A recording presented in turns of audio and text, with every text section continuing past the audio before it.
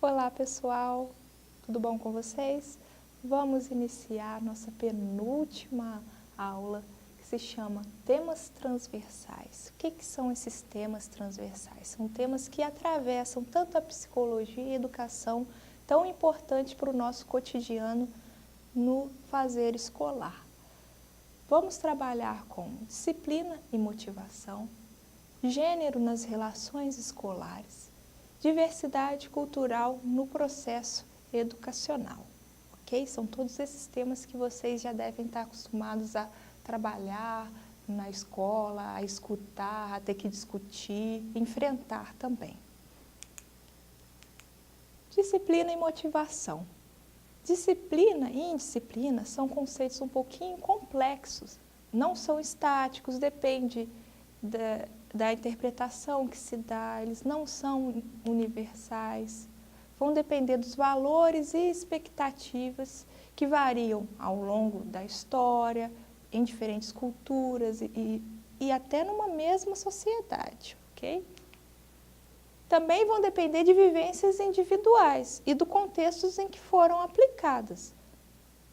Uma mesma ação pode ser vista como indisciplinada ou disciplinada dependendo do contexto em que foi utilizada.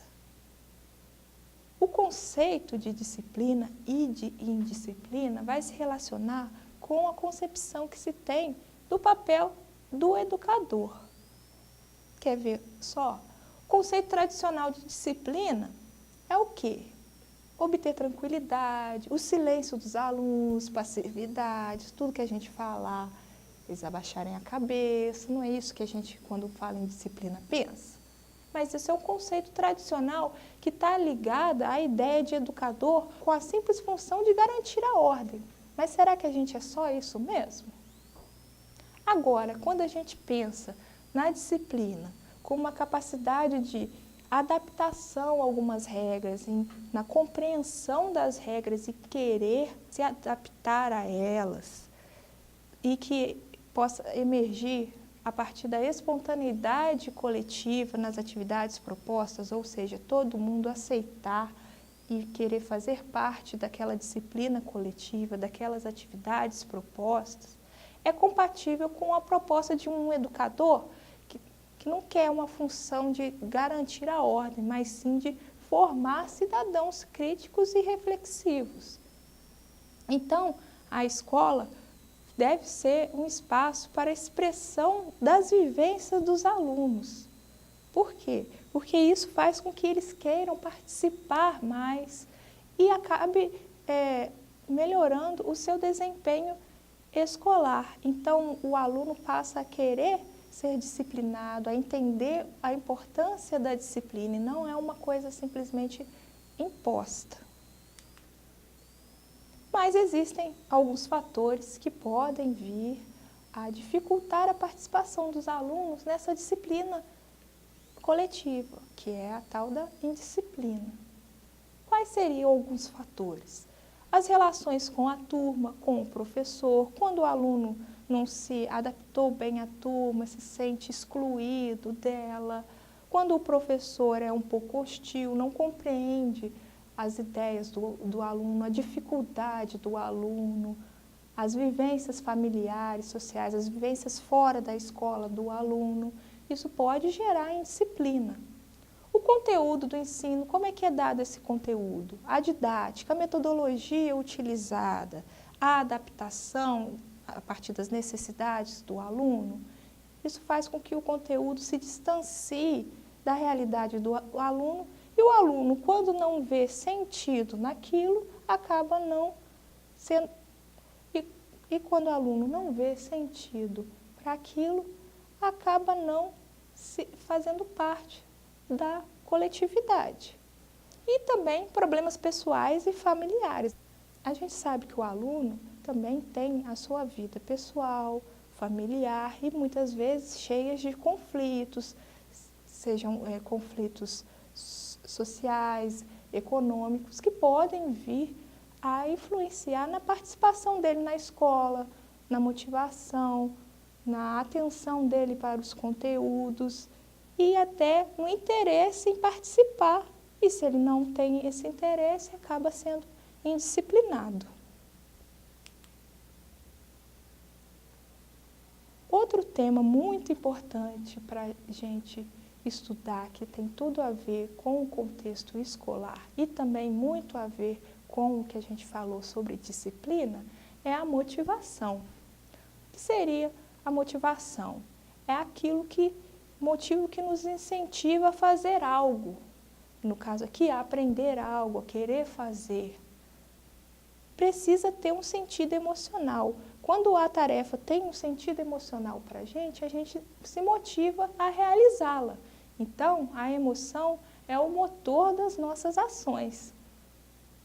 Então, o processo educativo, ele necessita fazer sentido para o aluno para que ele desperte o interesse de participar desse coletivo, de ser disciplinado, de realizar a tarefa, de contribuir com a escola, com os colegas, com o professor e para com o seu desenvolvimento.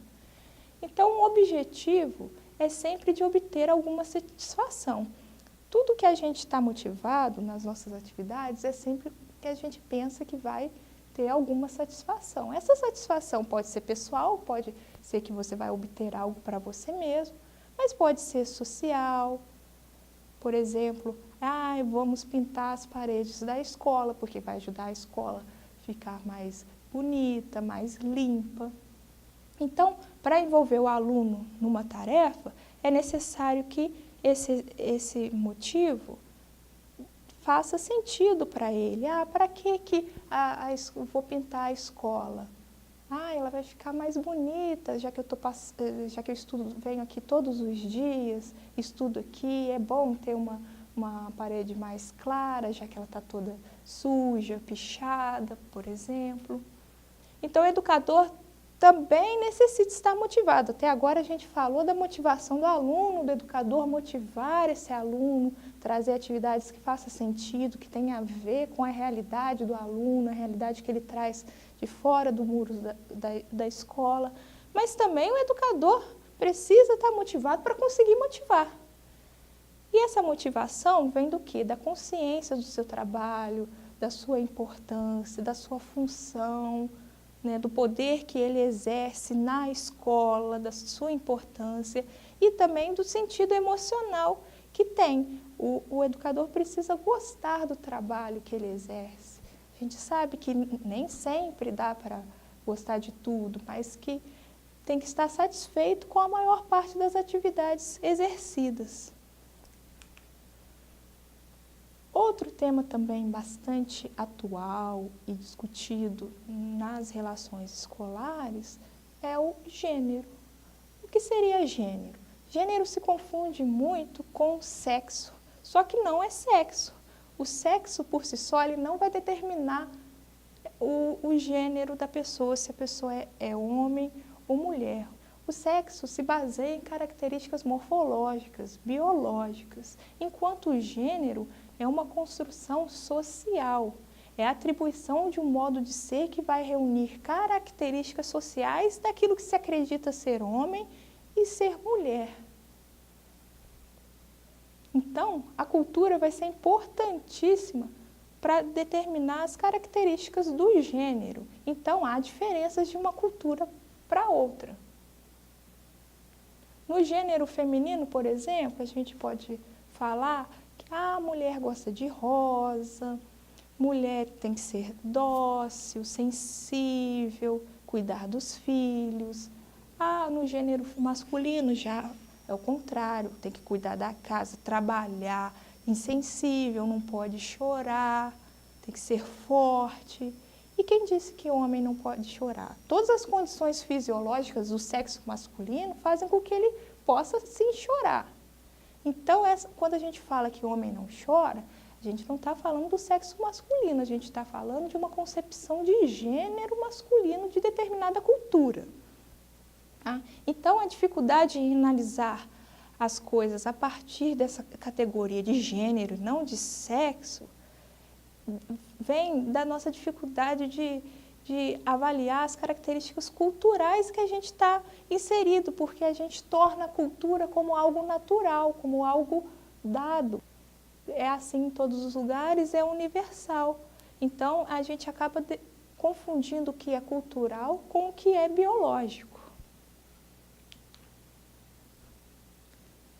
Então, as diferenças entre homem e mulher, elas não são naturalmente dadas, elas são construídas culturalmente. Em algumas culturas há menos diferença, em outras há mais.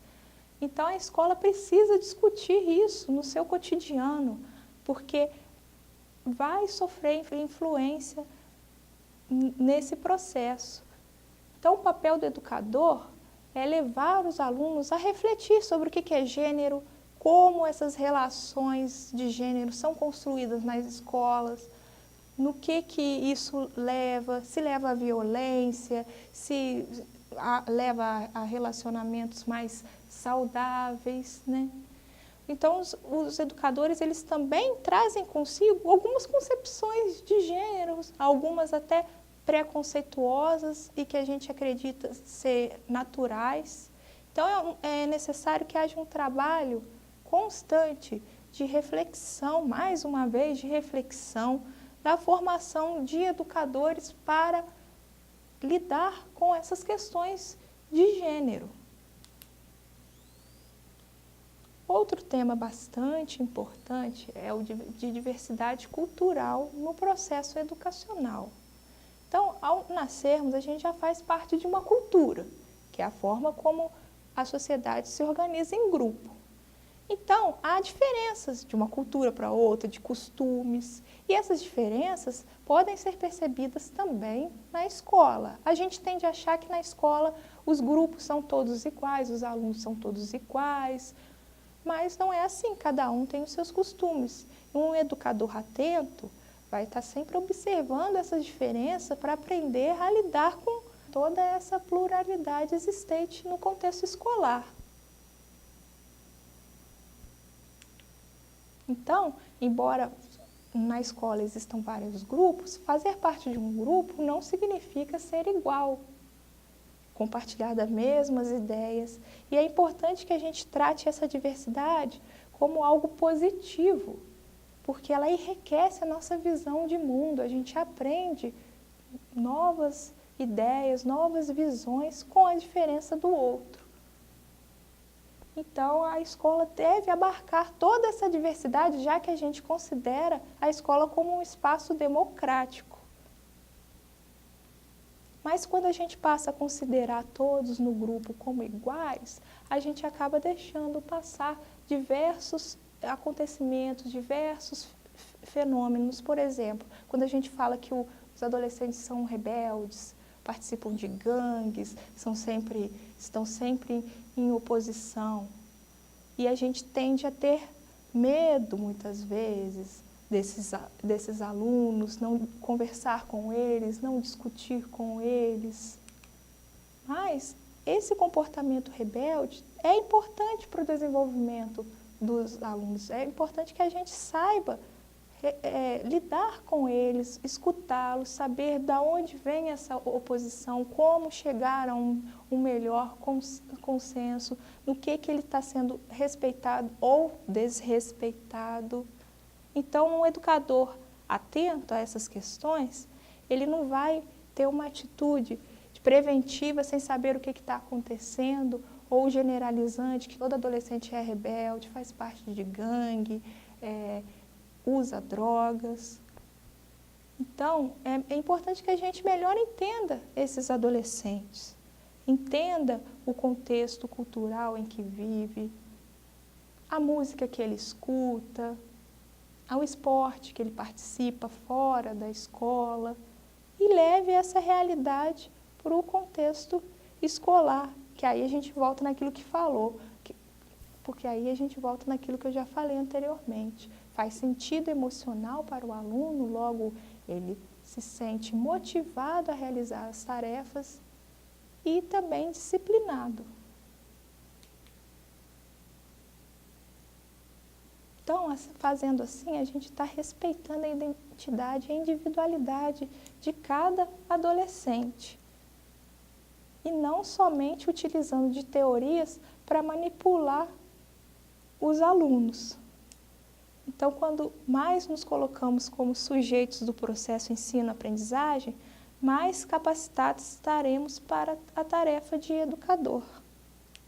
Então, como podemos ver, nessa aula a gente enfatizou as questões que envolvem as relações interpessoais no contexto da escola, seja a disciplina, indisciplina, motivação, a desmotivação, gênero, diversidade cultural.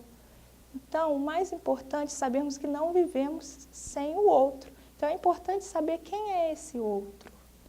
Vimos ainda que como é importante estarmos atentos ao que acontece nas relações entre as pessoas no contexto escolar, ao invés de generalizar, ao invés de utilizar teorias para explicar sem conhecer a realidade onde nós estamos.